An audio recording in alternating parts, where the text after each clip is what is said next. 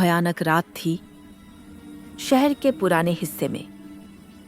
तीसरी मंजिल पर एक फ्लैट में 3 दोस्त रहते थे, आर्या, सिया और कबीर। कॉलेज की दोस्ती अब साथ रहने में बदल चुकी थी। दिन हंसी मजाक में, रातें मस्ती में बीतती। सिया खाना बनाती, आर्या म्यूजिक चलाती और कबीर हर पल कैमरे में कैद करता। वो छोटा सा फ्लैट उनकी अपनी दुनिया था, बेफिक्र और खुशहाल, हल्की हंसी की गूंज।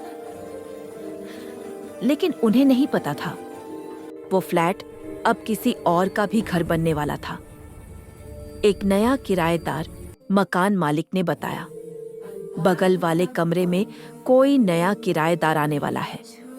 नाम राघव शर्मा।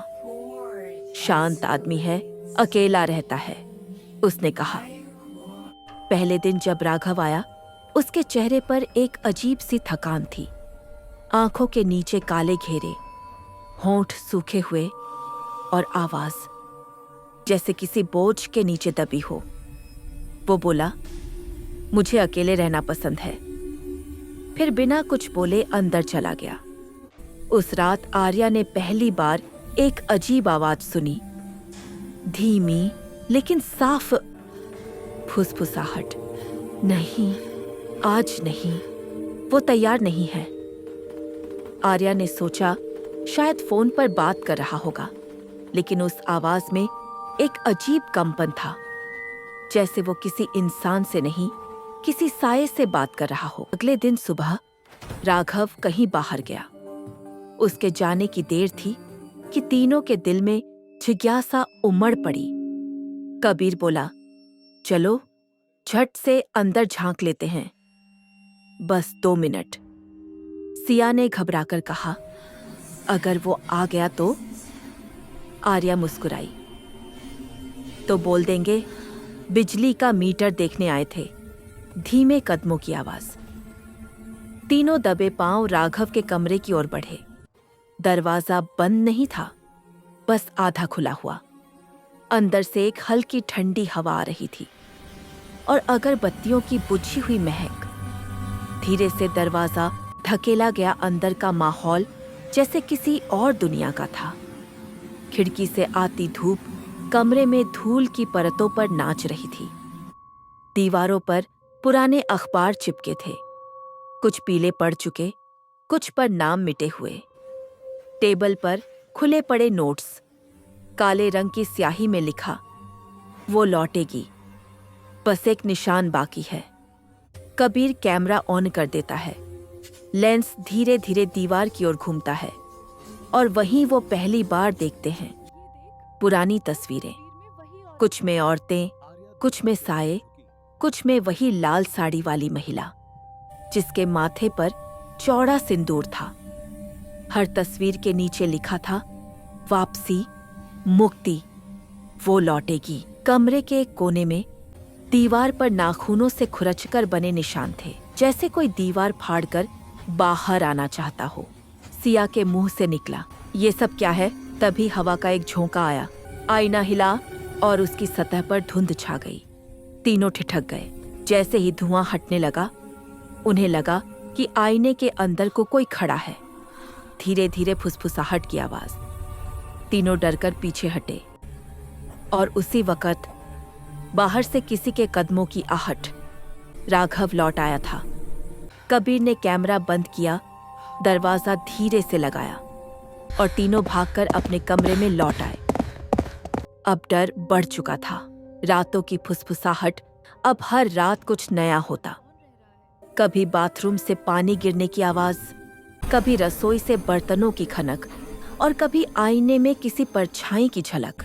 एक रात सिया तैयार हो रही थी। आईने में देखा, उसके पीछे कोई खड़ा था। वो पलटी, कमरा खाली था। फिर राघव के कमरे से वही आवाज, आईना अब तुझसे झूठ नहीं बोलेगा। रात के 1 बजे वो उठी।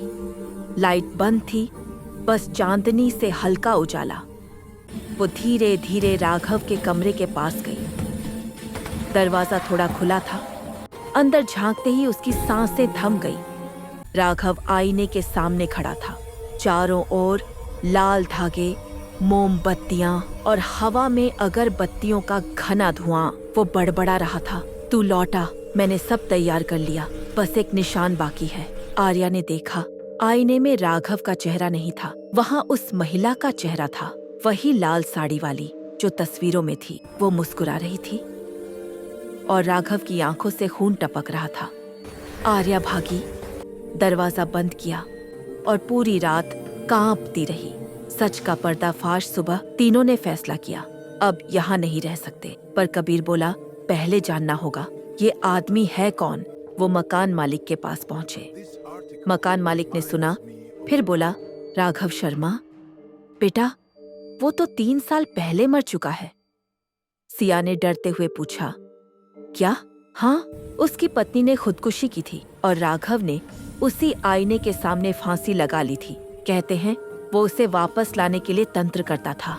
आर्या की आवाज कांपी। तो फिर हमारे फ्लैट में कौन रह रहा है? मकान मालिक ने कहा, वो कमरा तो 3 साल से बंद है। तीनों भागकर वापस पहुंचे।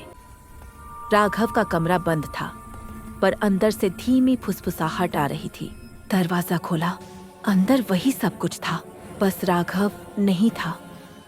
आईने में अब वही महिला थी, लेकिन इस बार वो तीनों को देख रही थी। कबीर ने कैमरा चालू किया, आईना हिला और अचानक धां, आईना फट गया। उस टूटे शीशे से एक साया निकला, राघव का चेहरा, आंखें पूरी तरह काली। वो अब आईने के पार है और मैं भी। लाइट झपकी और अंधेरा छा गया।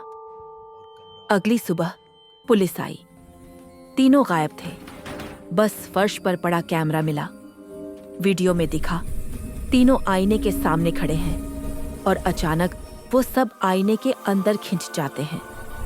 अंतिम फ्रेम में टूटा हुआ आईना, जिसके टुकड़ों में तीनों के चेहरे फंसे हुए, मुस्कुराते हुए। कुछ महीनों बाद कमरा फिर से किराए पर दे दिया गया। नए किराएदार ने पूछा, ये पुराना आईना रहने दूं? मकान मालिक बोला, हटाने की कोशिश की थी, लेकिन हर सुबह ये फिर यही मिल जाता है। रात को उसने पहली बार आईने में देखा। पीछे से आवाज आई, वो लौट आई है।